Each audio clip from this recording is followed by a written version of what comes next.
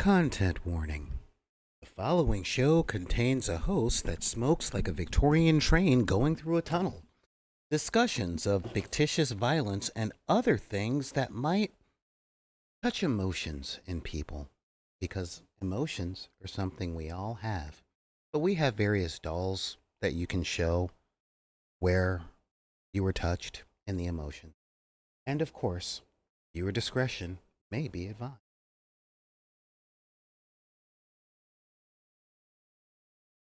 The doll? Really, dude? Seriously? What? I was trying to be cute. You failed. Oh, just start the music.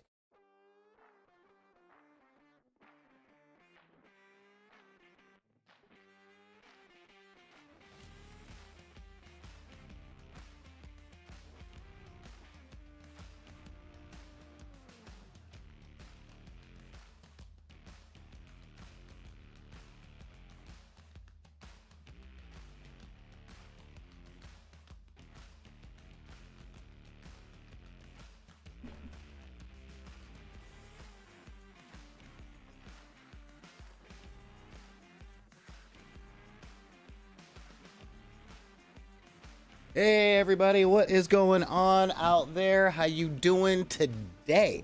This is Solar Gray, the Cinematic Sorcerer, coming at you from the Tower of the Wizard. That's right, the Wizard's Tower.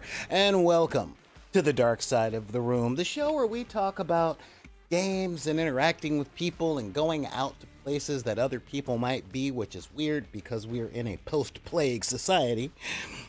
And if you stick around long enough, you might learn something about life. Because do you know anything about life, Lisa? What do you know about life? You're tearing me apart, Lisa. But I keep saying that, but it's not like I have anyone named Lisa here on the show. Nope. I have someone else here on the show.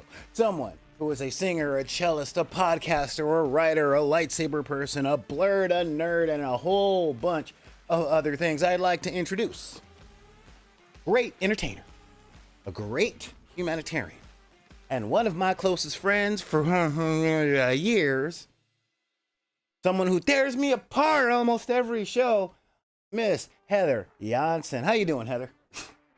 Hey, I'm doing all right. How about you folks out there? I'm doing pretty well. Yeah. Awesome, that's right. Now, if you guys wonder why it looks like I'm so full of energy, it's because my name is more than just a name.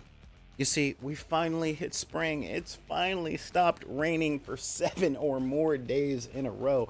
And I'm just going, oh my God, good. Good, I'm finally able to restart my battery. So I gotta say hey to my people down here in my chat. How's it going? How you doing? There you go. I'm talking my people like Call of Fortnite and Brother Neff Jammon. What's going on, Brother Neff Jammon? Are you jamming? Are you jamming in the name of the Lord? Are you jamming? Are you jamming to the break of dawn? Because nobody ever told you that well, I'm in the middle of the making of the Master Blaster jamming.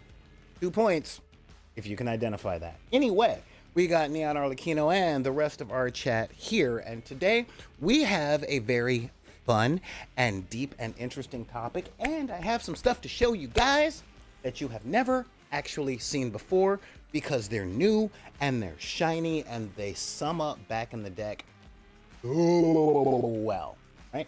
But if you guys got any questions, comments, compliments, input, I would say advice, but really that's the worst advice. If you have a suggestion that you don't care whether or not I ignore, please open up your email and send it to backinthedeck@gmail.com. That's BACKINDE. Sorry, I just caught Neon Arlecchino's little comment there. No. Like I said, hit us up at backinthedeck@gmail.com. That's BACKINTHEDECK@gmail.com. You can also hit us up on Twitter at backinthedeck as well. That's BACKINTHEDECK. Same with the Instagrams. And if you're under 40, then you can find us on TikTok. Oh, what's up, Sofa King? I'm doing a little dance behind a little email card, so there you go. And you can also hit us up, like I said, on TikTok at BidP. That's BIDPY. And if you're like me and over 40, then you can hit us up on that wretched hive of scum and villainy known as Facebook. Join our group Deckers on the Book, which is the place for nerds of all intersectionality. We don't care where you come from as long as you good folks, okay? Because we are all welcome to good folks. We don't care about race, color, creed, gender identity, sexual orientation, disability, neurodivergency, or your budget. Because I've lived in a trailer park and I live in the hood, and they ain't very different. Not to mention they ain't too far from each other, if you know what I'm saying. And Miss Heather, where can they find you? Well, there's more than one place you can find me, actually. You can find me on Facebook at MellowCello007's Hangouts, as well as you can find me on Instagram at MellowCello007 or MELLCELLO007, as well as you can find me on a show called Gaming Fix. And that's on Twitch as well. We do that through Restream, and we're on at 11 a.m. Pacific Standard Time, and as well as 2 p.m. Eastern Standard Time. And you can go to twitch.tv/gamingfixlive, and that's where you'll see all the goodies. And that's spelled GAMINGFIXXLIVE. All right. Hang on. That would be see, I'm trying to get on top of all this. You know what I mean? Because you do the introduction every single day that I have you on here, and TV slash there we go, twitch.tv slash gaming fix live. Boom, there we are. All right, everybody. Yeah, that's right. See, I put the little link down there so y'all could follow Gaming Fix Live and see more of Miss Johnson. I'm sorry, Mrs. Johnson. I say that because my friends tell me that I remind them of Andre 3000, which is cool, you know, because Miss Jackson. Exactly. And you know, I am that guy that says you keep saying that nothing is forever, so what makes love the exception?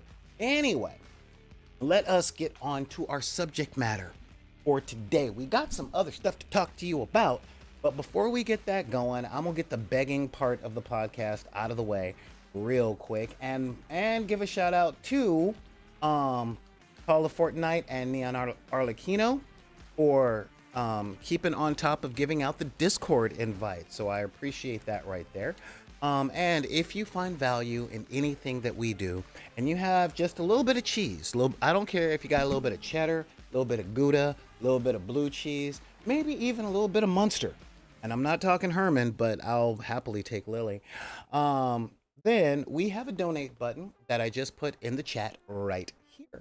And just click onto that link and maybe drop us a buck or two. And if you can afford more than that, we've got a Patreon. That's right, Patreon, for as little as $1 a month, you know, or as much as 100 if you're really going that hard.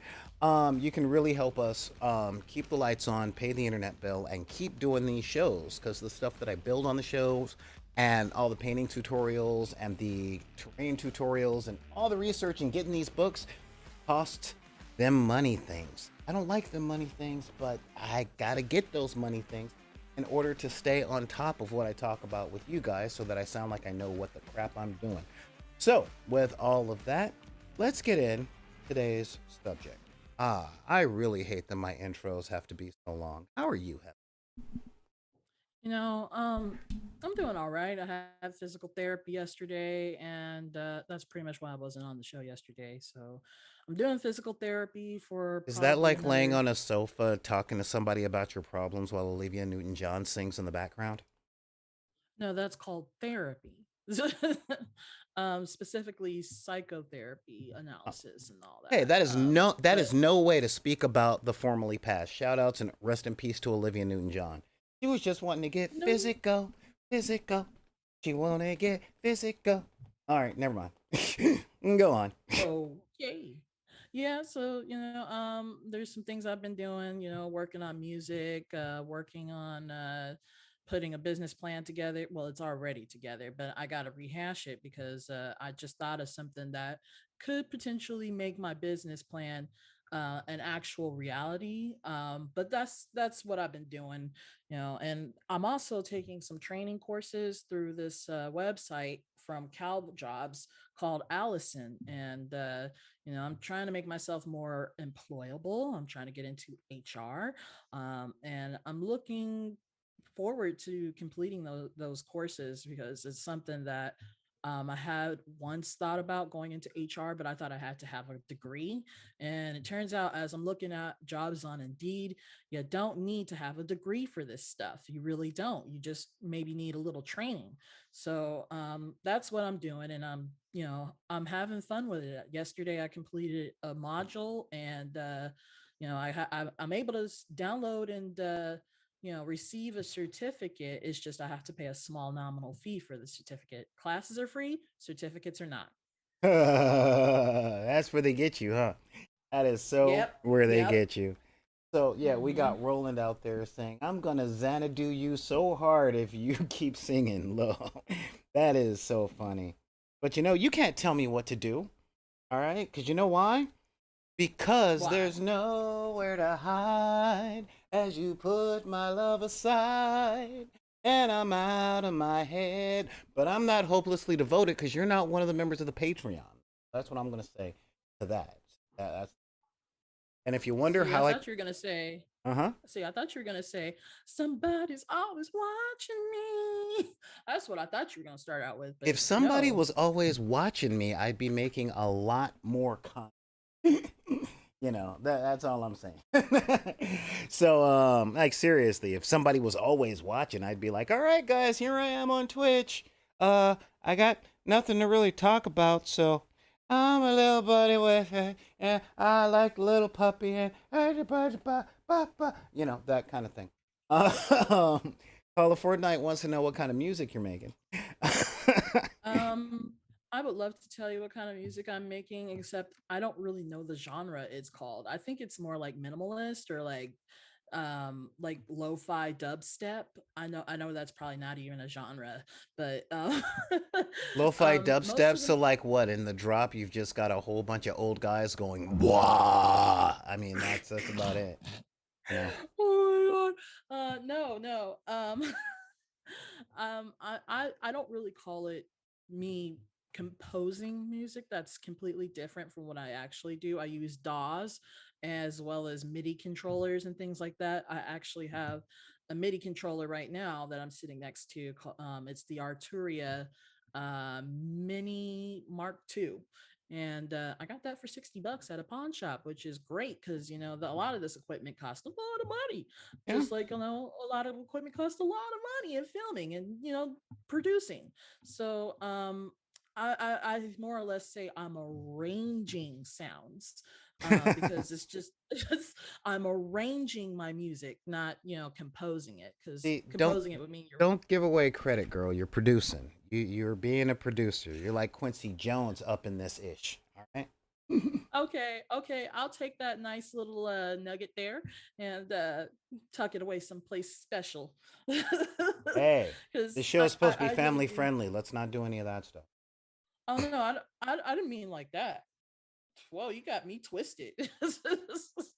But the kind of music I would say I'm making is like mm, chill, very progressive, I guess. Okay. But yeah, And if you feel like hearing some of it, let me know. all right. Well, we got Twisted Cat first. Looks like long time, first time. Hopefully, long time, first time. Saying, yep, totally a genre. That's right. And of course, we've got Neon Arlecchino, poking his head out from under his bridge, saying that the NSA does not pay to observe. Yeah, and neither do I. But we're talking about streaming, and I spend a lot of time. Oh man, we got people requesting, like we got the king of living room furniture going, I want to hear. And you'll be able to do that if you follow Miss Johnson on all of her social medias at Mellow Cello Stream. That's how you find her stuff. That's how you find. You go over to the Instagram and maybe to the SoundCloud or maybe to the Apple Play, and then you'll be like Mellow Cello 007, and then you'll be like, yes, I would like to buy that, and then you get all your friends to do it because everybody's like, man, why ain't you famous already? And it's like, cause you ain't sharing my stuff. That's why I ain't famous. Right. So yeah, that's what I'm saying. Anyway, now no more distractions, okay? Because I have some fun stuff for you guys. Our last show with Heather, we were talking about miniatures games and board games that aren't from famous companies because it's other games April. And we talked about things like Rogue Planet, Lunar, and stuff like that. And I wanted to talk about role playing games today. And this brought up a question from one of our patrons to answer today. First, I want to bring up two. All right, two, because real talk. Hang on, let's see. Oh, we've got somebody else. What's up, Solar Gray? Hey, what's going on, Malcolm? Brother Neff, sir, we're cool, but I will fight you over Lily. Okay, I'll tell you what, Brother Neffas. If you get a date with Lily, just hook me up with Morticia. Okay? All right. Compromise. We're good. And if not, I can take you, man. I don't, because you're young. You still got life to live. My kid has a career better than me, and I'm good. You don't want to fight an empty nester because we got nothing left to live for. Anyway, um, I wanted to talk about role playing games. Now, as you guys know, this channel focuses specifically on nerds of color, LGBTQ, the what I call the disenfranchised. Because there are so many thousands, and that is not an exaggeration, of games that are put out there, but not a whole lot of games with representation of something other than Western Europe. There's a decent amount of games for Eastern Europe. I love that stuff that focuses on like Serbian mythology, Russian mythology, and that kind of stuff. But here in Canada,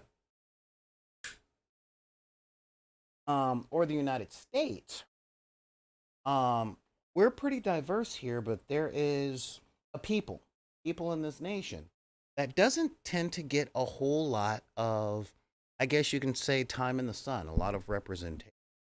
I mean, thanks to the rise of anime from the 90s to present, a lot of people are interested in Asian community, like not just Japan, but we're also talking China, Macau, Nepal, Beijing, Taiwan. I know Beijing is a city, but just, all that stuff. Okay. Now, mm, um, however, there's not a whole lot of representation of what my Canadian friends call the First Nation. There's a whole lot of tropes, and I played White Wolf games for decades. So I know the tropes. I know the stereotypes. I played Werewolf the Apocalypse. All right. Um, however, there's not a whole lot of Native Americans, tribal, or First Nations people in the industry as it is. So I present to you guys. Oh God, let me see if I can pronounce this name. Um, Indragor, okay, which is an RPG that's powered by the Fate system. We've talked about the Fate system before. This is coming out of Council of Fools, all right, and this is an RPG um, based on tribal American folklore, written by tribal Americans people. And I've been reading up on this for a while. The list price is only $30, and this is the only book that's out right now. So we're talking about inexpensive, and you might just learn something. But that You is, know, yeah, hit me. I don't see enough Native American or folks who are come from that community doing that. So that book, that RPG book, is very rare within the community, and I would like to see more works come from Native Americans. Oh, well, honestly, I'm glad you would like to see more. Because what we have also is a tome, a 5 pound tome called Coyote and Crow. Yet another tabletop RPG. I'm pretty sure this is I gotta check to see if this is under the 5e system. But this is very much um let's see here. Nope. Opening chapter, you know. Ah, there we are. There we are. Coyote and Crow is a world very different from our own, despite being set on Earth and not that far in the future, yet is a different future based on a divergent past. So, what we're looking at here is sci fi Native American futurism. Okay? All about this. I want to get a copy of this to my boy Ganja Guru. Um, because he does a lot of work with the res and stuff, and if I can get books like this onto the res, then back in the deckers. Let's see. I've been waiting to check out Coyote and Crow. It's really good. Well, what's going on, Soul Free Wolf? Yeah, honestly, I've been reading the stuff and I am intrigued in the setting. Super duper. Yeah, if my green screen is doing a little goodness, it's because I lost a light in here. Let me see what I can do to fix that. Ah, okay. All right, this is not being good. Okay, and there we go. That should actually fix the problem here. Cool. All right. So yeah, but yeah, Coyote and Crow looks like a game that I'm not gonna say I want to run it. I want to play in it, but I want to play in it with either my mentor from college, who's the anthropological professor of Cal State Dominguez, or a First Nations person that would be into tabletop RPG. So this is a literal back in the deck endorsement. Um, if you're interested in this stuff and you've got the money, okay? And when I say interested, I don't mean interested in playing. I mean interested in stuff like this existing. And you've got the money, pick up these books. I know that Coyote What and are they Crow. going for? Well, Coyote and Crow feels like a $50 book. This feels like a $50 core rule book, and Aragor is or Edragor is very much um um a $30 book. And the reason that I want people to pick these books up is very simple. It is very very simple, which is I was talking with my friend Nerdsoul, and he actually did a major shout out to the African American community in the sense of we talk about wanting more representation in media and more stuff with black people just being black people, not being the black friend, not being a trope, just being people, right? Like watching, say, a black father on film and it not be oh my God, he's being a black father. Congratulations for beating the stereotype. Just, yeah, he's a dad, whatever. Um, and the thing is, there's a lot of stuff out there just like that. A lot of that stuff out there. Okay. But people don't watch it. um, and one of the big things is the more representation that we want is based solely on the most important color in the United States of America, which is green. All right. If it's out there and we are buying it, more will be made. And I get a little irritated when I see people being super discerning with their dollar when it comes to the little guy, and super careless when it comes to the big guy, you know. I don't want to sit up here and preach at y'all and all that stuff, but seriously, the amount of pre-orders that come down for stuff like Games Workshop and the new Kanye album and all that stuff. Yeah, yeah, and people still do it. Okay, I live in the neighborhood. Um, we don't know what that stuff is going to be like, but because it's out there and familiar, we pour all this money into it.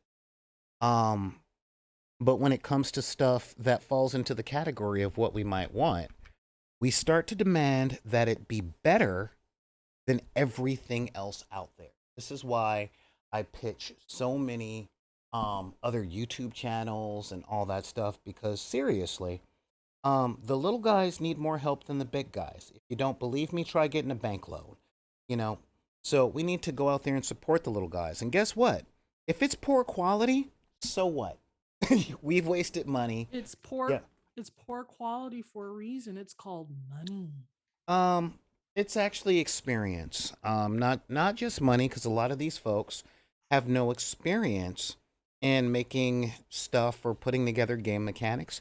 But um, since we live in a culture that gives super credit to the familiar, but makes the new guy jump through 100 hoops like they're trying to freaking either join the circus or join a fraternity, we tend to do that. So yeah. Let's see. Yeah, start getting into a system, and then boom, um, the next edition comes out, and the books are outdated. And I bought into Pathfinder because it was compatible with third edition, and then Pathfinder 2e comes out.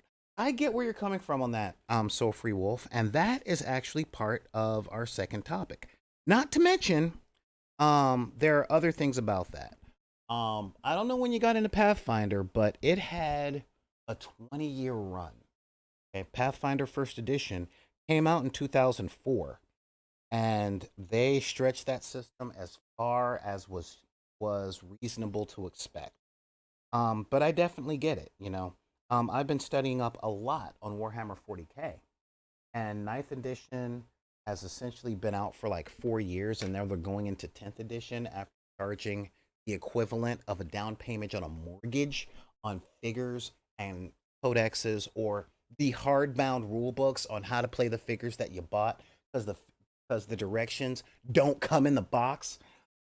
Um, so I get that. Um, there are some who likes those math. Okay, Glenn.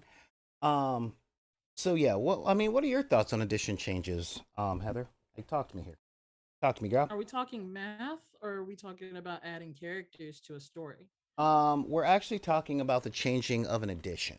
Like, you get into a game, you're playing the game, and then the edition changes. Now you have to start over. I know you're in a White Wolf, so I know that and when you went through that.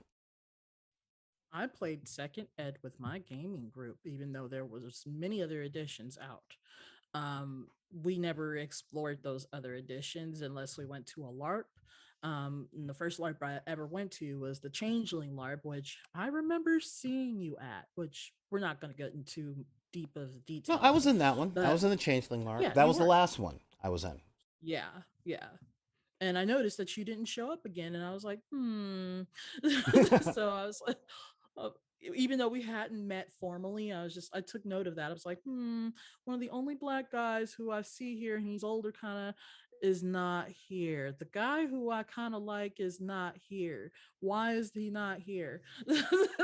Well, So that after a made me. while, I was feeling like a chip in a great big cookie, but it was also a matter of I got a night job, and I wasn't Mm, available every other Friday night. Twisted, Catch right. Me Out. Yes, that was the one in Long Beach. And that means you're a Southern California local. Okay, that's really cool. Ahoy, Xanathades, the man from the land of cheese and. So yeah, so what are your thoughts, Heather, on additions changing and all of that stuff? Well, it depends. If they're adding rules, that makes me wonder what mechanic are they trying to have go off? If they're taking away rules or retconning specific types of things that occur in the game, then there must have been something that was game breaking about it. And that makes me wonder even more, why did they take that out? If it was a mechanic that seemed to be working just fine for everyone else, um maybe I don't know. I don't know. So when it comes to like new editions coming out, or additional information being added to an older edition of something that you like to play, not a lot of people really take it into consideration, and they don't think about the changes that are there, or if they do, they hyper focus on it, and they see the negatives about it, and it's like, okay, well, why not just play the game the way it's been produced, even with if the edition has been changed or altered or redone. It doesn't make sense to me. Why not just try playing it? And if there's something that's game breaking in there, or something that's not fair to the other players, then you can come up with house rules at that point. House rules. Um, So that's a reasonable take, to tell you the truth. One of the things that, well, how can I put this? This is where the old man comes in. So listen up really quickly, because we're talking about old games. So I figure you would want to talk to your godfather. See, I've been gaming a long time. I've been working in games a long time. And at the end of the day, it may sell itself as something fun, but they refuse to be fools because they understand that at the end of the day, it's still a business. They gotta keep their lights on like everybody else. Doesn't make a difference to me what a company does for a living, and sometimes, they they have a game edition out.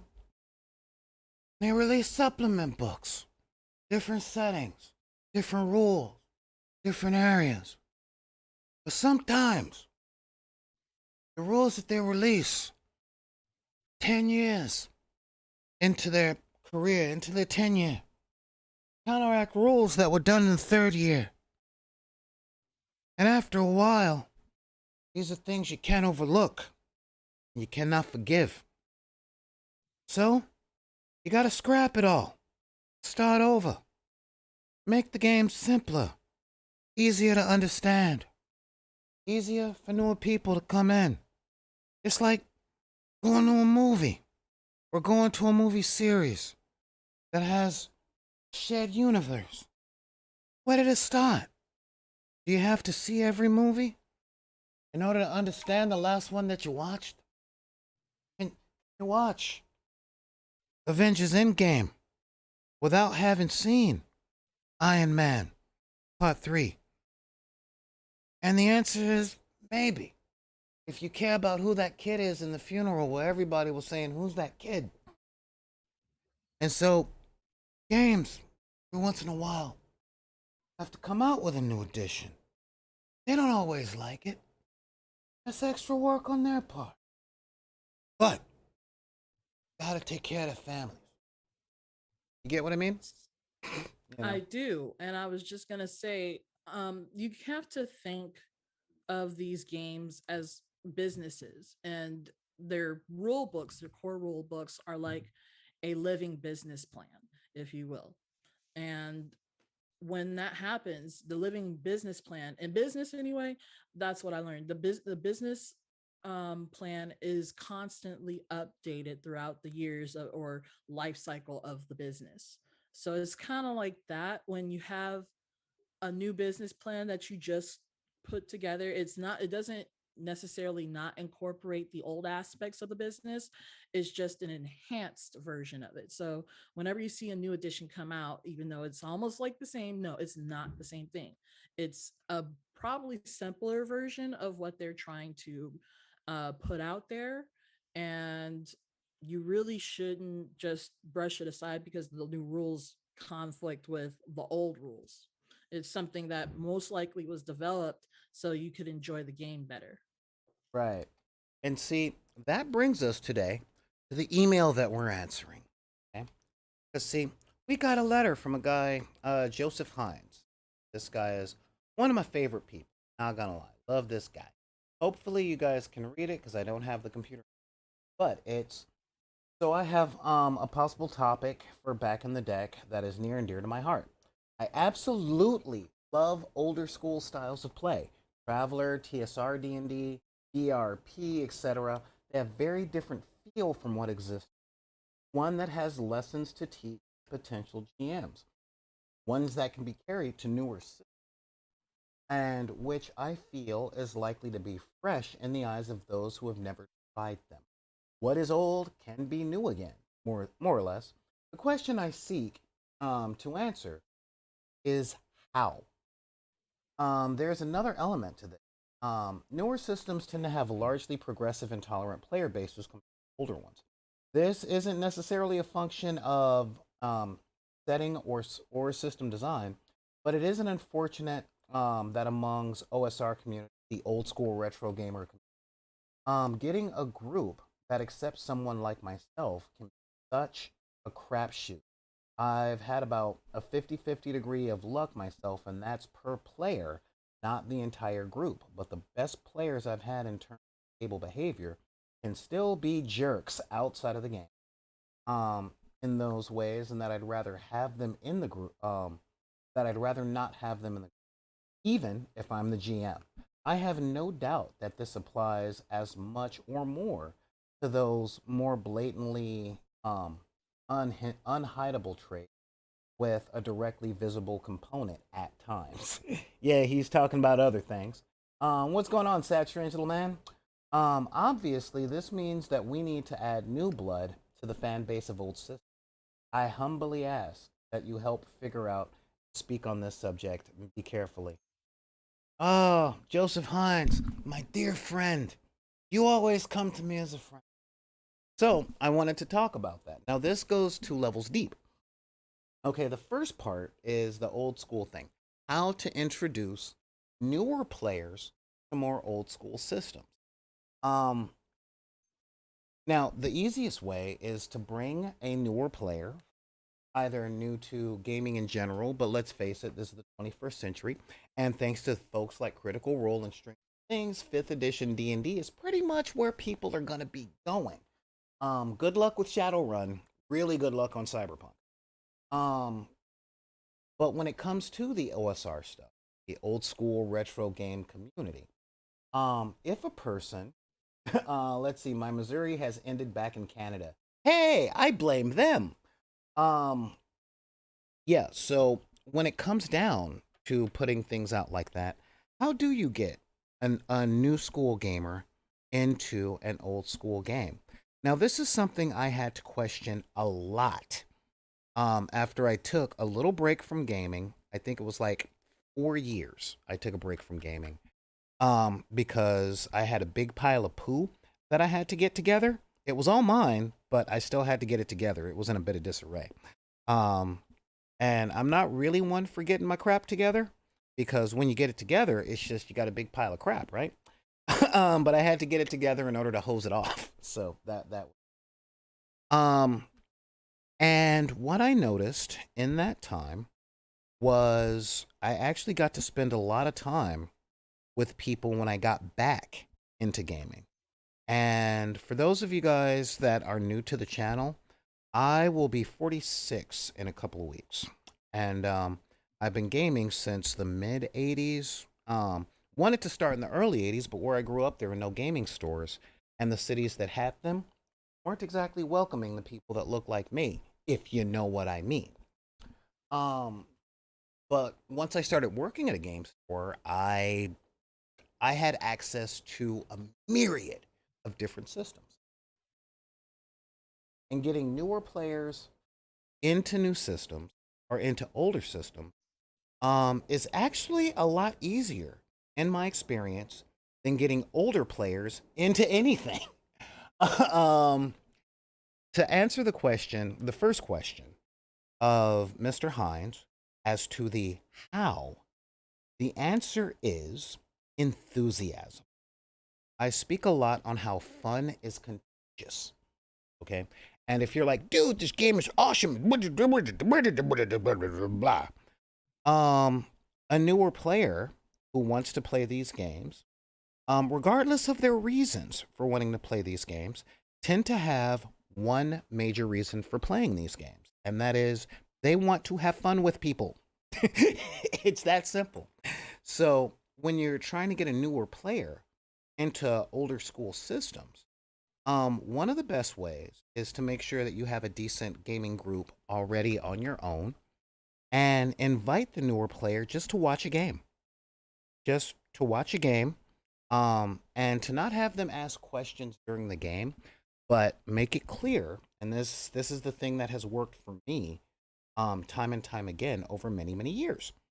Um, let them know that asking questions during the sessions may or may not be cool, but to take note, stick a pen in their questions, and to pull me aside to ask those questions when we're doing things like eating dinner. taking a break, like when we're not actively playing, so that they can see the game in play without interrupting anything. Now, this has become much easier to do in this day and age because of you can see so many people streaming games. Garblag Games out of the UK, one of the first friends to the channel. These guys, they do old school White Wolf, Traveler, stuff from Mongoose, stuff from Fasa Fan Pro. These are companies that went out of business 20 something years ago. I think they even like run games of Rifts, and you can watch them play and see how that stuff is going and find the fun session to let your newer players see the game in action and see how people can enjoy the stuff. Because at the core of it, the main difference between any role playing game is the setting. Oh, well, not the setting. Sorry. Regardless of setting, the core difference in role playing games are the people that do them and how people count their math rocks. Okay, just the dice system. You're about to laugh. What's going on? Oh, I just saw this meme on Facebook, that's all. But Well, way to be uh present. oops. I'm kidding. I'm kidding. Um, and so yeah. Now what I will say is I found it much harder to get Dude, this is hang on. Shoot. Me. Oh, guest host. All right, we're back. I have found it much harder to get older players into anything that they haven't done already. Talked about this before, where we try and get a player that's used to a certain gaming system, try a new gaming system, and pretty much all they do is compare what you're trying to teach them to what they already know and why it's inferior. um, but that just comes from dealing with old people that are like back in my day. Um, but I do want to address the second part. Okay, there is an old school retro gaming community, and it's a diverse community in most ways. I will point that out and be that guy right there. All right.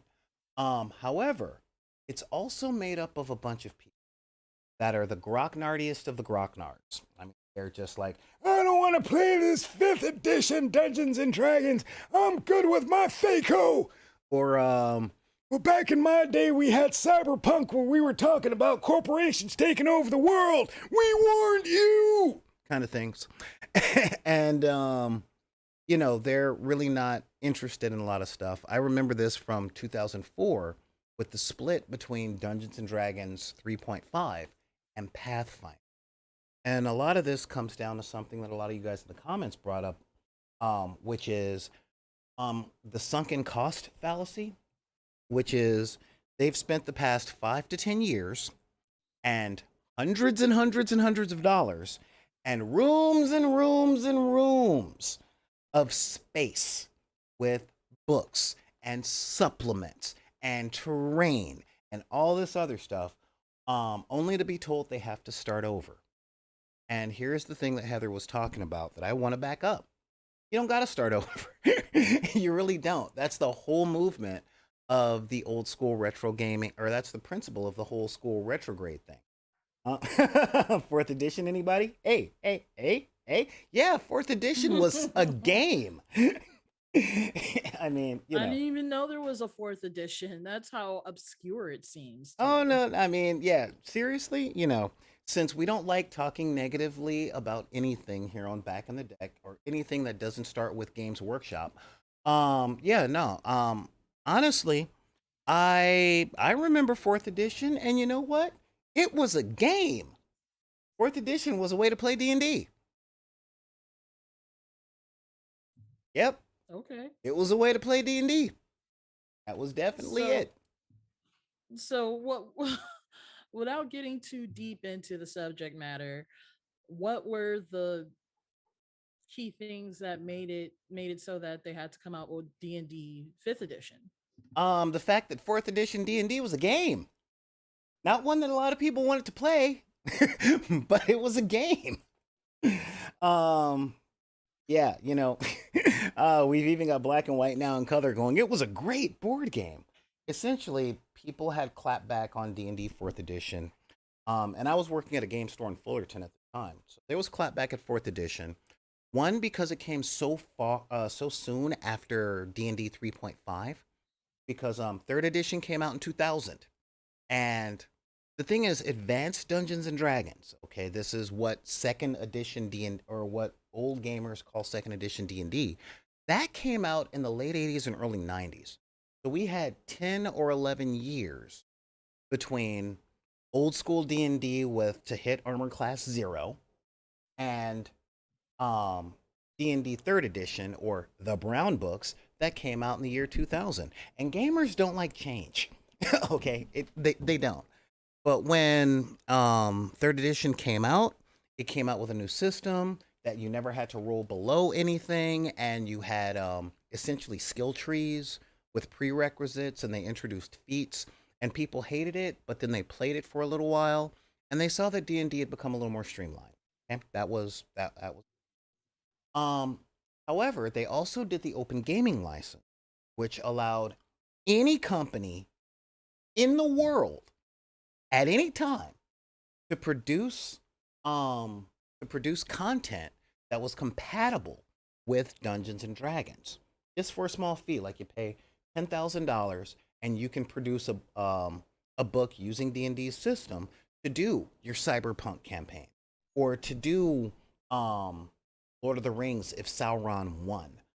You can do a lot of stuff. Okay. However, a lot of these companies consist of gamers, and there are a lot of gamers out there that like breaking systems. So they would release content that was way overpowered for the D&D system, just based on the rules that were there and maybe a couple of tweaks they did here and there. So Wizards of the Coast was like, ooh, there were some holes in our system. Let's fix it. They patched 3rd edition in 2002. And that was where we got D&D 3.5.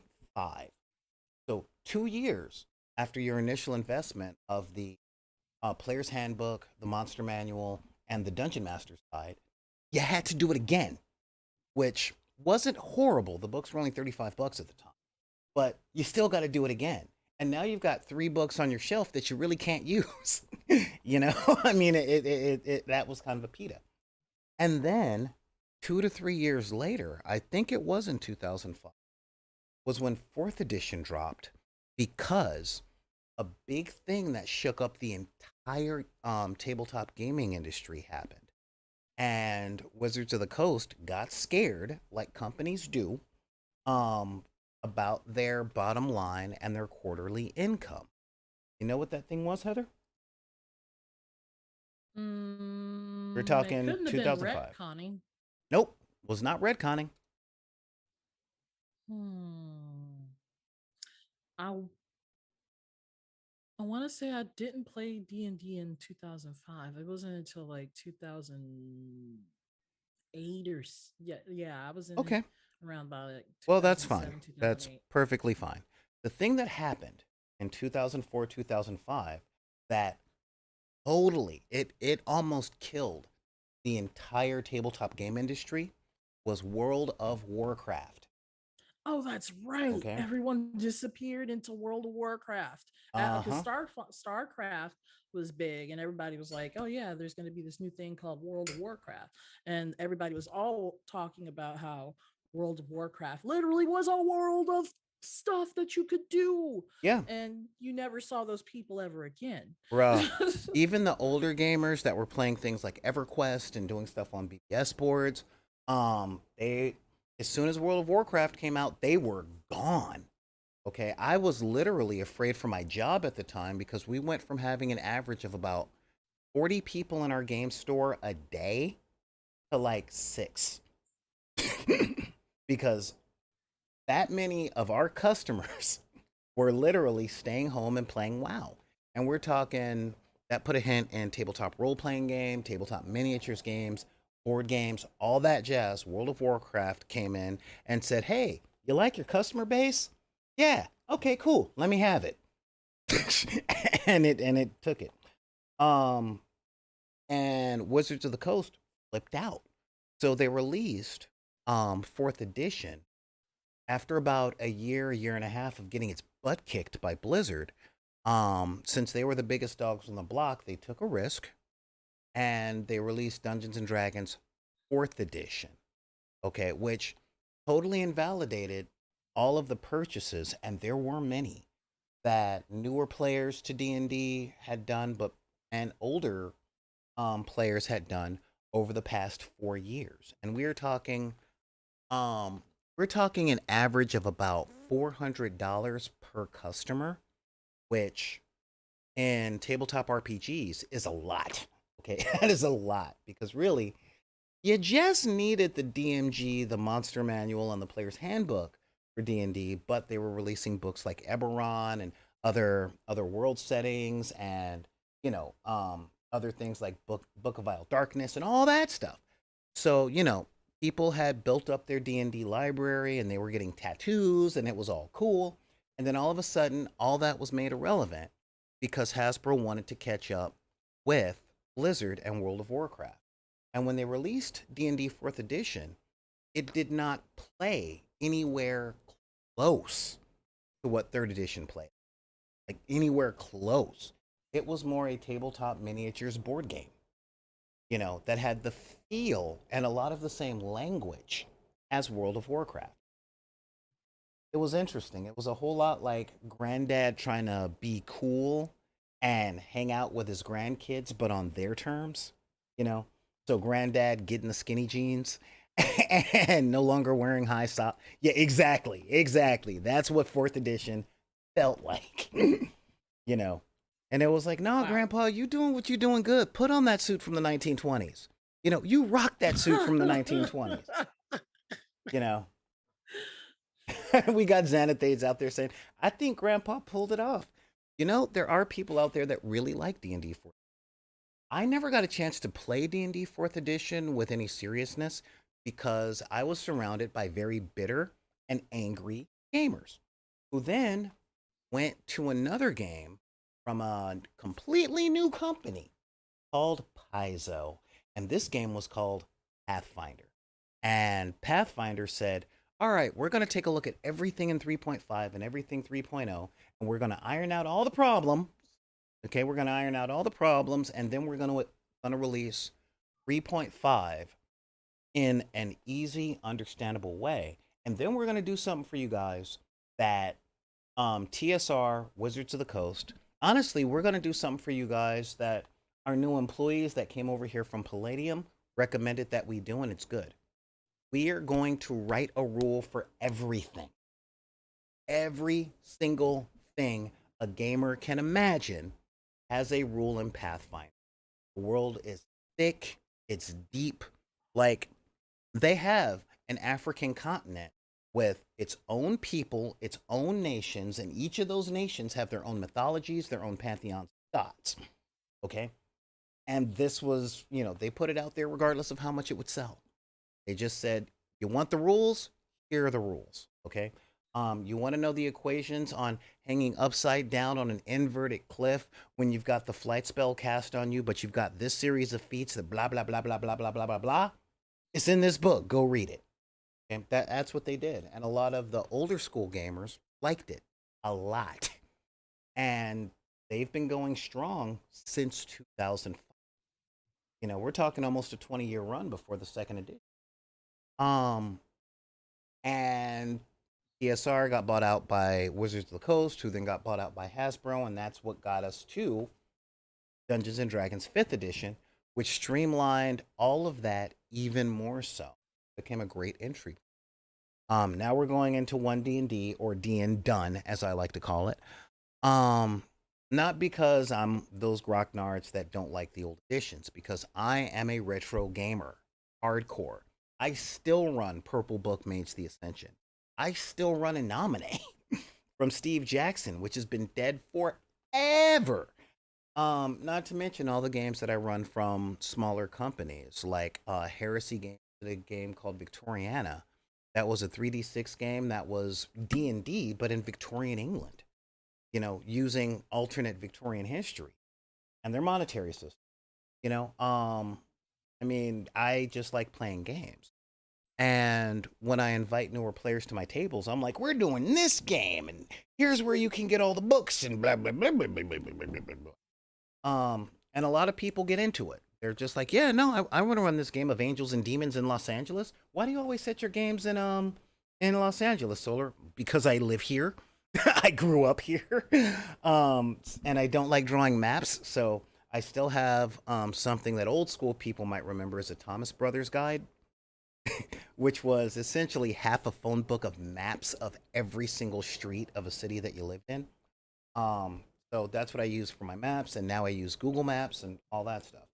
So that's, I like modern gaming, but I do so with systems that people have. Thank you, Xanathades, because it's the City of Angels. Duh. Unless I'm running a Demons campaign, in which case I set it in Detroit. Um, there we go. That's what I was looking for. Um, so yeah, I mean seriously, that's just a big thing. But with that being said, now that I've given you guys this long protracted history, a lot of the gamers that play old school retro games are also those old school retro players that weren't too keen on me walking into a game store, or not too keen on my sister walking into a game store, or not too cool with an old friend of mine rolling into a game store, you know. So it's a little back and forth, you know. I'm not going to say that there's not tough people to deal with everywhere, because there are.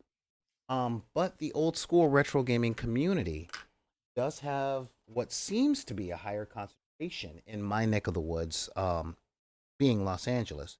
It seems like there's a higher concentration of them um, in this area, because people that think that way tend to have a certain idea of what life in reality is supposed to be, and they don't like that being challenged. They don't like things that are different, you know. So yeah. Um, However, here at Back on the Deck, we don't complain about how things are. We build stuff the way we think they should. So, to answer your question, Xanathades, or not Xanathades, sorry, Joseph Hines, who's not Xanathades. Seriously, he's not. I'm dead serious. Xanathades is a completely different person, and this is not a bit or a joke. All right, that was just an error on my part. Um, um, to answer that question on how to get newer players into the older systems is to either find a game with good folks, or to enthusiastically pitch the game with your group, and invite a new player to that, um, while keeping your old school players on their best behavior. I know a lot of my old school players don't like new players of anything. They're from the old school of, I suffered to get here. I had to study all the books and blah blah blah and blah blah blah. So somebody coming in new should have to do the same thing. And I'm like, that would actually make sense if you could throw them back and did the reading as the stuff came out. And it's a lot easier to go, hey, I'm going to read that one new book that came out from TR, than it is to look at a new player and set a 3 foot pile of books in front of them and say, read this, and then you're welcome. That's called gatekeeping. Um, any thoughts on that, Heather? Yeah, I've run into old school gamers besides yourself, of course, who kind of were like that, It made things really weird when I wanted to date XYZ person. And this is a different subject matter, but it kind of pertains to the same thing. And XYZ person Let's being see who how much they you've are, learned. Yes? XYZ person being who they are, i.e., the GM, would be like, no, that's okay, or you should probably go play in another game. So, I learned that these the folks you call grognards and things like that, or graybeards, um they're set in their ways, and that's one of the reasons why they don't want to change. It's because it's always worked the way it's always worked, and why fix it if it ain't broke? Yeah, and well, that's how we've always done it. And I'm like, well, if that were the case, we'd still be an agricultural society. Just saying. Let's see. Wow, we got a lot. Xanathades. I cleaned out a lot of my neglected gaming stuff a few years ago, but one book I kept was The World of Darkness, Milwaukee by Night, which was one of the first, or maybe the first city splats they did. True, true, yeah, there's that. Let's see here. Call of Fortnite. Have you ever played Call of Cthulhu? It sounds to me a lot like what you're describing. Oh, uh-oh, Call of Fortnite has questions. I was wondering where you have been. It would be good to see D&D built and set in a modern world. Okay. I mean modern world by set on Earth where monsters stuck in dungeons or you have to go into a building for a quest, but in the way that the world is now. Soul Free Wolf, heck, White Wolf even had LA by Night. It's true. So to answer questions and to come up stuff, thank you, clever little vixen. Way to hold it down.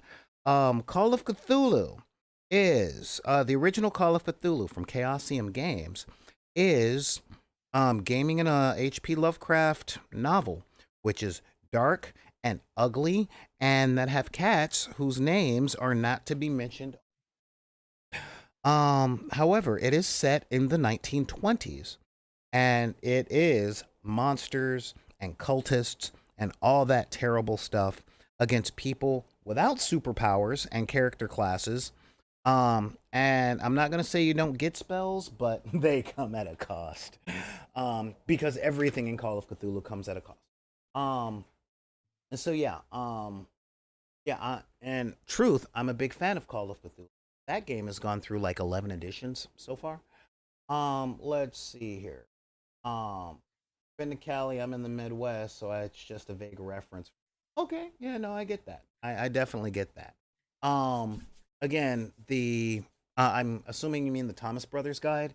It was a lot like the AAA maps, but it was thick. And when I say half a phone book, I mean take a whole phone book and cut it in half horizontally, and that was the Thomas Brothers.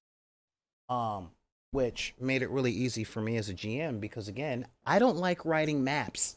Topography is not my jam. So, um, being able to just pull up a map and go, no, you guys are here. You guys are over by the Hollywood sign right now. Oh, you got to go to Glendale. Good luck because it's time for traffic. You know, it's that kind of thing. Um, and that's just how I do it because when you're running modern games, it's really easy to set your modern game in the city you live in. Let's see. Visitor centers can be when visiting big cities. Amen. Okay, visitor centers, AAA is really um one of my big favorite things. Not as much Michelin because they just tell me expensive restaurants. Um, so, um, so yeah. So in addressing the old school gamer, yeah, there are a lot of old school gamers with that old school gamer mentality that are unfriendly to newer systems for whatever their reason and a lot of old school gamers that are unfriendly to people that don't look like them. However, I am going to point out something really big is in the year 2024,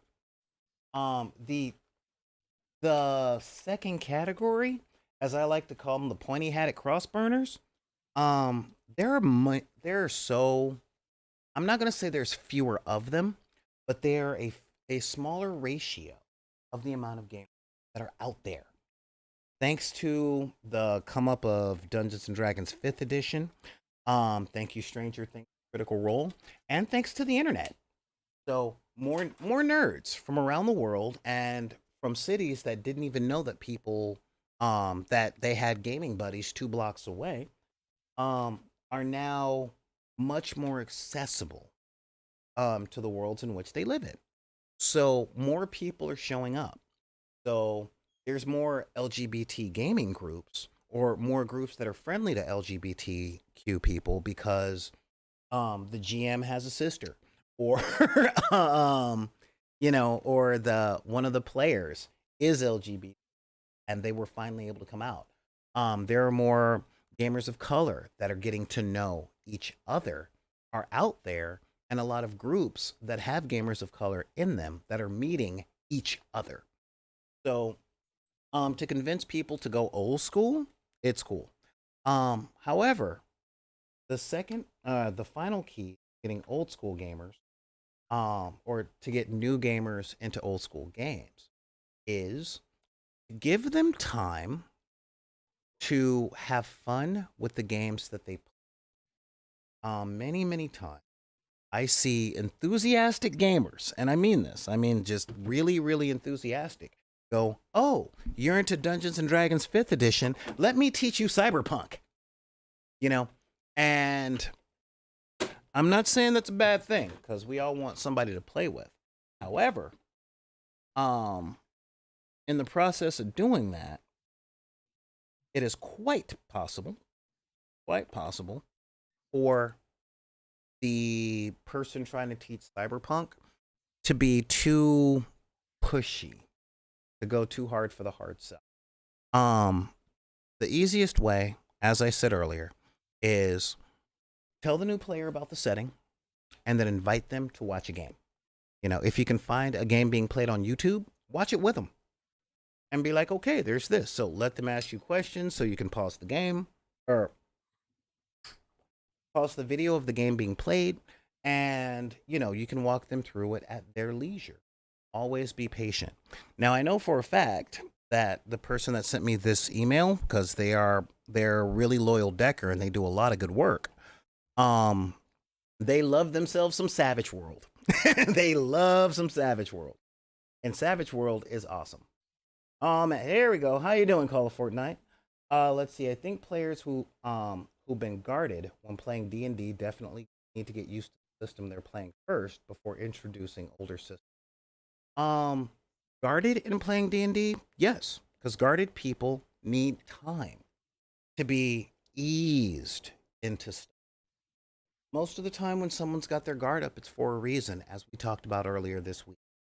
We all have history, and this is the 21st century. Most of us got trauma. Um, so keeping that in mind when introducing something that might be new to a is the path of the wise. And because the wise person goes, I think you might like this. I'm going to be doing a thing. Let me know if you want to tag along and check it out. But no rush, no pressure. We're good. Thoughts, Heather? I think that's a perfect way to approach it, instead of being like, hey, let's set up a game and play and I'll teach you all the rules. Because as you've said before, but the best way to lose a player or the best way to get a player to not understand what's going on or is to give them all the rules and everything, tell them all at once, and then ask them to promptly make an action in the game.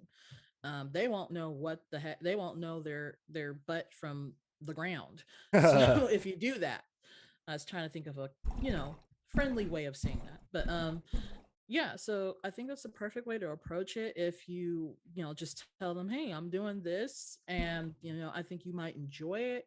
Let me know if you're interested. If not, you can always come and watch it here, or as you said before, you can go ahead and go on YouTube. There are tons of tutorials out there on YouTube. So and it's not just related to gaming too.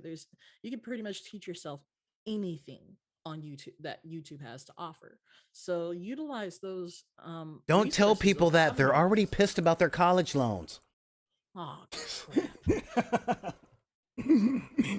Oh crap. Oh, yeah. I mean, they're sitting up going, wait a minute. You mean I didn't have to get $70,000 in debt? I could have just watched YouTube videos? Yes. Well, yes. Sorry. Hey, I fell into the same trap going to Oaksterdam University, and they're not they're not accredited through any kind of schooling colleges or anything like that. They got me for $2,000, just in some change. Ouch. Let's see. We've got Soul Free Wolf. I like the sit down with them and explain the sheets as they make up the character. It's kind of a short run into the rules. That is definitely a teaching method.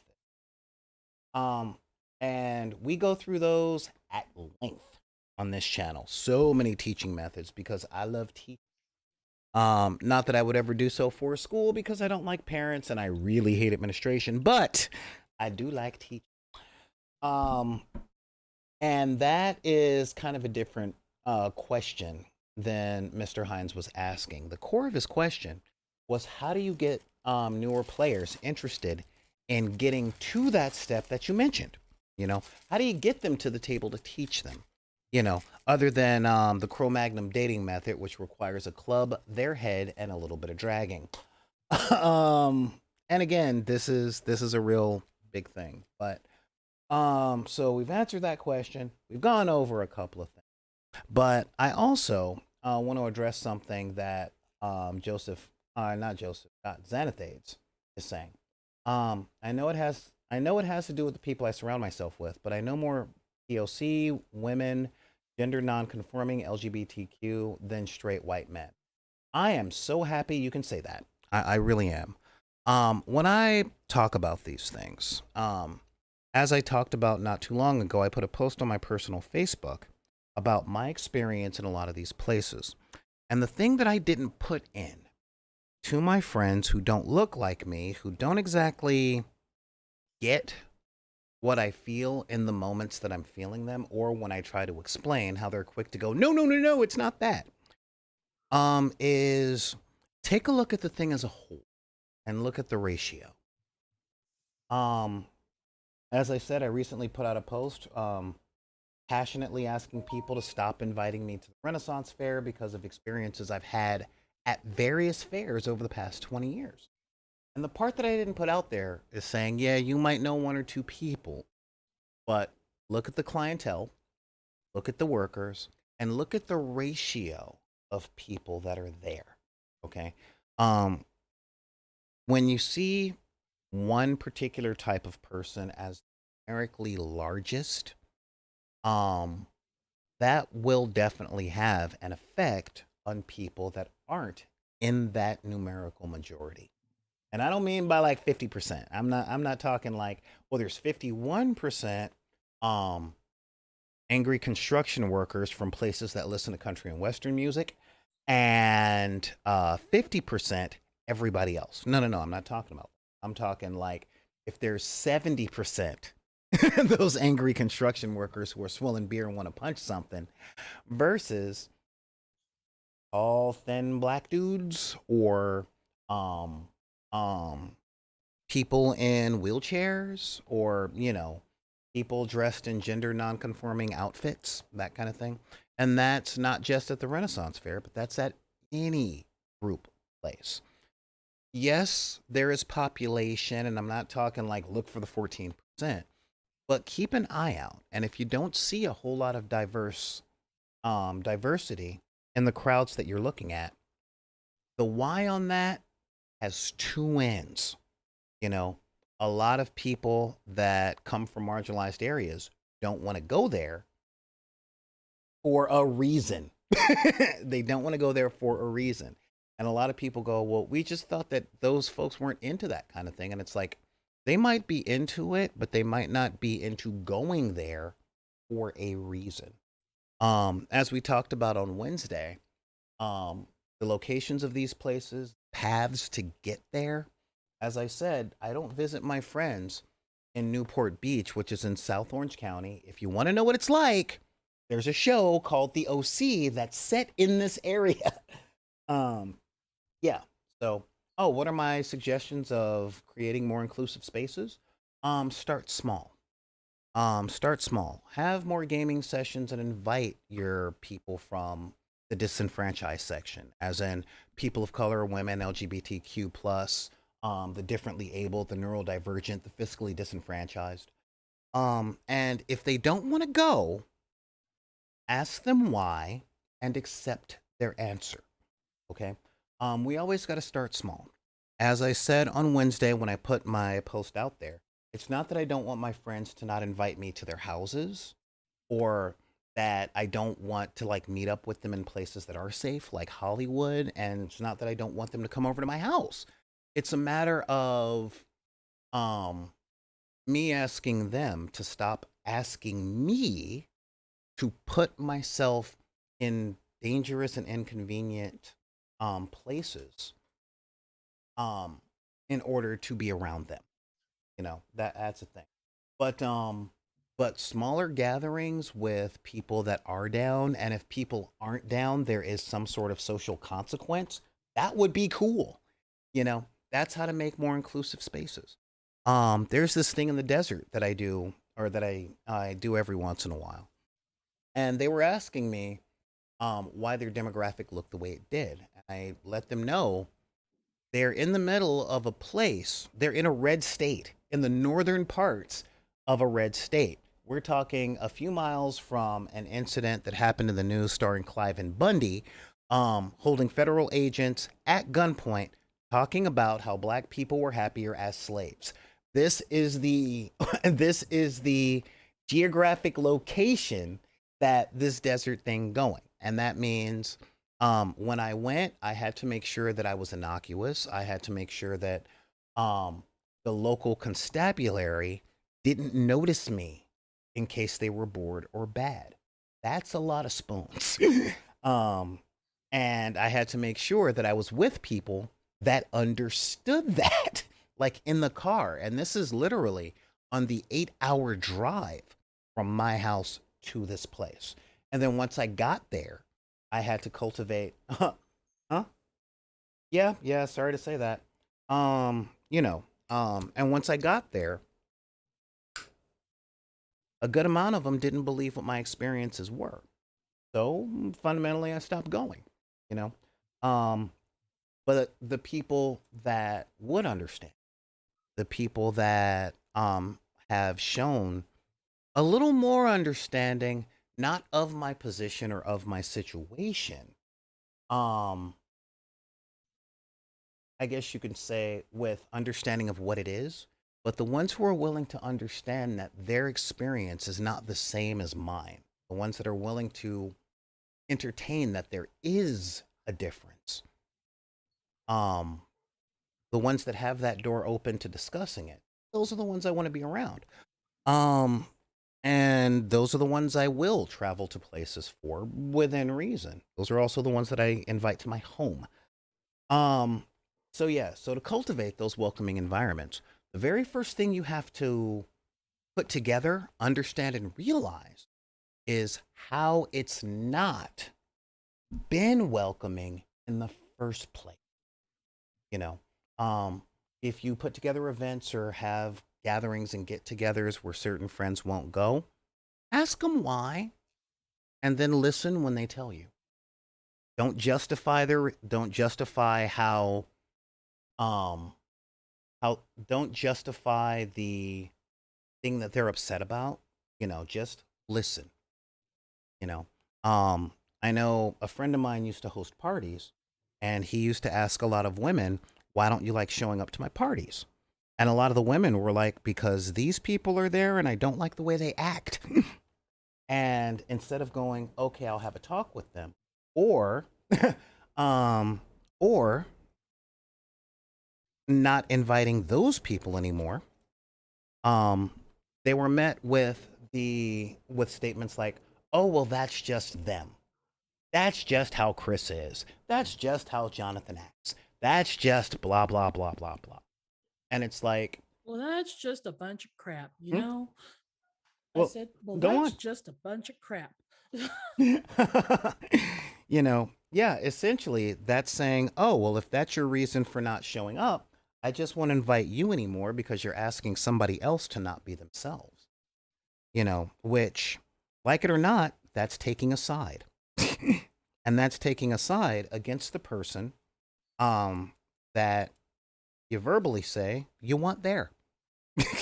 So, you know, if you want to create more inclusive environments, Deckers, and I don't care if this is game stores, parties, work environments, like if you're putting together a team to work on a project with TPS reports and all that stuff, if you want to make it welcoming, then you need to find out why it isn't.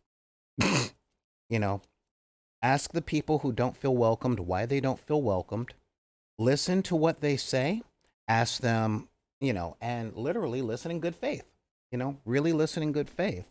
instead of justifying or protecting one's ego or trying to run away from the discomfort of the entire subject. Because if it's uncomfortable for you to talk to someone about, imagine how uncomfortable it is for them to live. So, hit me with that. Uh, You uh, asking me? yeah, I'm asking you. Yo, yeah, put yourself in that person's shoes, and I know that's probably really difficult for a lot of people to do. They may say that they can do that, but when it comes down to it, they have no clue as to what it's like to be a black woman or a black transgender person, or a gay black man, or a I don't know, a even Native American, or if you're Indian from India, or they have no idea what that's like. They Oh, can only I'll live even put on an vicariously. overweight person around a bunch of fit people. There's a whole bunch of Right, different things. right.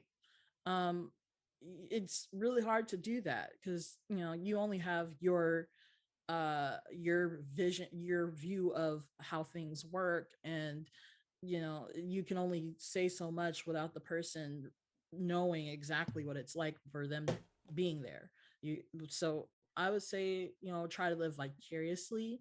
um when you're listening to the person, when they are saying that they have this problem with this, and it's for XYZ reason, because so and so is not doing this, or try to listen, just listen, like Solar said, because um and I know listening is a lost art. Mom used to say that all the time. Listening is a lost art. People hear you, but they ain't listening, and that's another one that my mom has always told me about too. But you know, listening means like you're actively there with the person, and you're giving nonverbal cues that you're listening to them, whether it's nodding your head or just paraphrasing their sentences a little bit. But you definitely don't want to cut them off or make them feel alienated because of what they're telling you. It's important to listen to what people have to say as far as issues that are happening or arising within the community. That way they can be addressed. Hmm. And I want to add to that listening is a lost art, especially in the 21st century, through no individual person's fault. Okay. We have a culture right now that does not cultivate radical empathy, as I say a lot on the show. However, and this is a real thing that I want to talk about since we're still here, which is um, respecting the vulnerability of the people that we're talking to. Okay. I've worked a lot in various crisis centers and like that. And the victims of just about anything, a mugging, a car accident, whatever, they're already vulnerable. They're already prickly on pins and needles. They're already going through a myriad of things that they may not show to the world because they're internal, they're emotional, they're mental. Um, and a lot of the time, when any of us have power that we're not used to dealing with, this is one of the reasons I do my best to stay in check. And I have entire episodes on the proper ways to apologize. Because I ain't perfect, all right? A matter of fact, I can't even see perfect from my house, no matter how many tiptoes I stand on when I'm on the roof. Um, when I talk to someone who is hurting, okay, who has been a victim of something, I have to respect that they are vulnerable and they might be guarded and not willing to be truly forthcoming with what's wrong, you know. And the reason why that is because a lot of people don't like being vulnerable. It takes being vulnerable to talk about that stuff. Mhm. I mean, real talk. I speak a lot of the times on how malicious bad actors act just like good actors, and it's very difficult to discern the difference betwixt the twain. However, I also push that though it's difficult, it's still necessary because we live in the world populated with people. And people are complex, okay? And complex people create complicated situations, but it's not unscalable. They're not insurmountable difficulties. They're just a little, yeah. Let's see. Let's see. We got Call of Fortnite saying that trust is one thing that's important as well. It's true. It's very true. I am really big on trust. And wow, there was something there. I'm checking it out. Personally recommend it. Oh yeah, yeah. So yeah, so these are really big things. Now on this show, we deal with a lot of the why people think the way that they do. Um, for the reason that if we can wrap our heads around what people are thinking, what people are feeling, we can more efficiently open the door to things they might enjoy. Okay? That's really a big thing. Um, I've been teaching people how to paint lately, and I recognize a lot of the stuff that I felt when I was first starting to learn how to paint. Oh my God, I'll never be good. Oh my God, this is beyond the quality that I even want to achieve. And the person who did it says that they're bad. All these people come out and judge what I do. No one cares about improvements and progress. They just say, I see this thing out there that is the best, and I'm going to compare you to it. Although the best has years of experience, um, hundreds of thousands of dollars, crews of people to support them on doing that, and they'll hold the person who's doing stuff by themselves to the same standard. Like, oh, you think you can run track really well? Well, guess what? Or, you think you play tennis? You're not Serena Williams. you know, oh yeah, hey, you can do a backflip. You're no Simone Bowles. I mean, I'm just sitting up going, dude, they're a kid, all right? They did a backflip, clap, and get on about your day, you know? And I've always felt this way, but a lot of people kind of do that. And as I say, um, people pushing others to be better without being requested to, it's just bullying, guys. Sorry to tell you, you know? And nothing takes the steam out of the sales of most people more than unrequested criticism. you know and that's really the thing. There's lots of different things. I'm still bad with the compliment sandwich, but I tend to go, hey, that's really good, all right, cool. And then later on I'm like, if you were asking me to let you know how you could have done it better, I've got some notes, but if you don't want them, that's cool, you're on the right track, and then I move on. That's just it.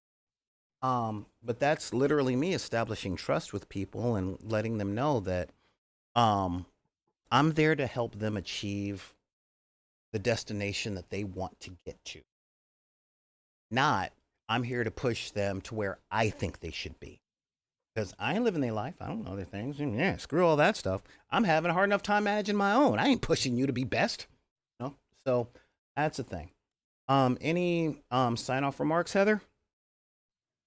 Um, you know, to each their own as far as like playing the games that they like, but it doesn't hurt to venture outside of your normal realm of playing games. And the reason why it's good to play different games is because then you see different parts of how you can interact the or enter the things that you see or feel or experience in game can also pertain to real life. So there's always a lesson to learn at the end of the game, and you're never ever rewarded for not doing something. It's always being rewarded for something you did. So I would say try to reward yourself for doing something like being vulnerable and expressing your ability to play the game, whether it's because somebody's a bad actor in bad faith, or whether it's someone just being a world class a hole. I like to say poopy. Poopy. I knew a lady who named her cat Poopy. But yeah, it takes a lot for us to come together as a community, and it takes even more for us to come forth and express our problems and issues with certain games or certain gamers. um and of course, you're always going to have somebody who's like, going to probably support XYZ person when you're ABC person and you guys clash. You're always going to have something like that. But that doesn't mean that you should do the same thing to other players. I like that you put that out there. So yeah, as we know, hurt people, hurt people. Okay, hurt people, people who have been hurt others. Sometimes it's through vengeance. Most of the time, it's by accident, but it's one of the things that happens. So I want to thank you guys for being here today. I seriously want to thank who was it? Oh yeah, that's right. Soul Free Wolf. They're following us now. Yeah. We got a new follower. I love it when people come by and they end up hearing something that really really helps them out. However, it's been about 90 minutes, and in about another half hour, I will be back in the Legacy of Ariad RPG. This is my weekly or semi weekly D&D game that's run by my good friend Chris Hines, where we play Ariad, and I finally get to play in a game of D&D where I'm not the GM, and I'm encouraged to be a poopy person, and it's got to come out somewhere.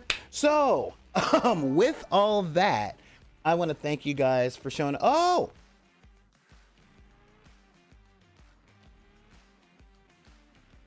Nice. Very, very thank you nice. so much, Soul Free Wolf.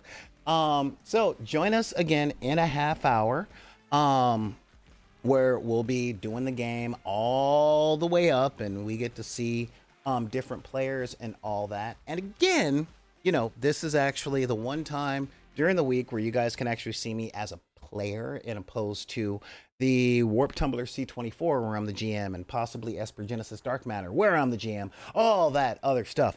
But with all that, if you got any other questions, comments, compliments, input, or if you just want to say, you know what, man, you were wrong. I don't like what you have to say, and I'm going to challenge you on that, but I'm not going to do it publicly because I'm going to do it in an email. So if I win, you feel all bad and you cry yourself to sleep. All you got to do is pull up your email and type in backinthedeck@gmail.com. That's BACKINTHEDECK at gmail.com. But that's not the only place that you can make me cry, because I have a Twitter also at Back in the Deck. And just in case I was feeling good about myself, I have an Instagram that you can reach at Back in the Deck. All three of those are BACKINTHEDECK. You can also reach out to me on TikToks. I promise you guys, I'm working out what to do with grimdark fiction, or pulp grimdark. And I'm still working on filming more of that stuff. And I have footage for battle reports that I have to put up as well. And if you are like me and over 40 years old, that means you still have a Facebook account. So join our group, Deckers on the Book, where you can, or should I say, you still have a Facebook account that you check. And join our group, Deckers on the Book, where you can post pictures of what you're working on. You can ask the other Deckers, you can ask the other Deckers, hang on. You can ask the other Deckers what they're working on, get GM advice, and honestly, I'm really big on community, so I want us to commune. A lot of people use the word community when they're talking about a scene, like the hipster scene, like the beatnik scene. Yeah. And though I'm prone to drop into slam poetry, that's not what we do here. But Heather, where can the people reach you? Yeah, if you're looking to talk to me or looking to hear some of my music or anything like that, one, you can get a hold of me through my email, which is mellowcello007 at gmail.com. Or you can hit me up on Instagram, which is same thing, mellowcello007. Or you can find me on Facebook, which is mellowcello007's Hangouts. And you can also catch me on another show on twitchtv.com or Twitch TV /Gaming Fix Live. That's the show there. And we post our show 11 a.m. Pacific Standard Time as well as 2 p.m. Eastern Standard Time. And you can find that show at twitch.tv /GAMINGFIXXLIVE. Awesome. And I want to thank all you guys for being here. Major shout outs to a lot of my people in the chat on the YouTubes, like Brother Neffa or Brother Neff, Malcolm Lee, We've got our people over here on Twitch, like Clever Little Vixen, holding it down like gravity. Ella, Alisadra, Black and White Now in Color. Call of Fortnite, Carthulu, Commander Root, Drab Snatch, Freaky Baby TV, Funny, Heretic, Glenn Couch, Lisa Bay, cause you still my Bay girl. That's right, girl. Is Nickable, Jumps or Jupes Junk, Kooky Crisp. We've got Kata, Lime Time Pop, literally unreal. I don't believe you. You must be unreal. Literally, you are unreal. Literally. Also, Lord Prettybeard. Welcome, Lord Prettybeard. I'm glad that you're here. Lucin Town 1 2 3 4 5 6 7 8 9 1 0. Mariah Anderson from the USA. Near and Arlequino. Thank you for spending so much time not under your bridge. I am so proud of you. Sad Strange Little Man, Paradise Streamers. Sofa King Super, the king of living room furniture, Soul Free Wolf. Thank you for showing up and sticking around. Tell your friends about us. Stephen 8A9HU or UHD Tensu. Because there's a long fill in the blank after his name, along with Twisted Cat Meow. Very lonely Lisa. You don't gotta be lonely, girl. We're here. You know, you're hanging out with us. You can't be lonely and hang out with us because we like you, and we like that you're here, along with Xanathage, the man from the land of cheese and beer, and of course, Yo Sharpie. That's right, Yo Sharpie, because, you know, it looks like they're one of the more permanent people watching the show, and, you know, that's such a good feeling. You know, it really is. It's a good feeling. You know what else is a good feeling? What is? To know you're alive, it's such a happy feeling. You're growing inside, and when you wake up, ready to say, I think I'll make a snappy new game.